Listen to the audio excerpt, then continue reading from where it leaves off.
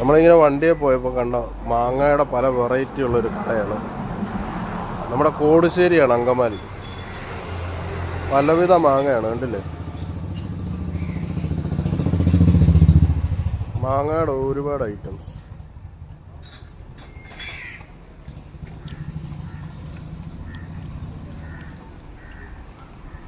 മൊത്തം മാങ്ങയുടെ പല ഐറ്റംസ്.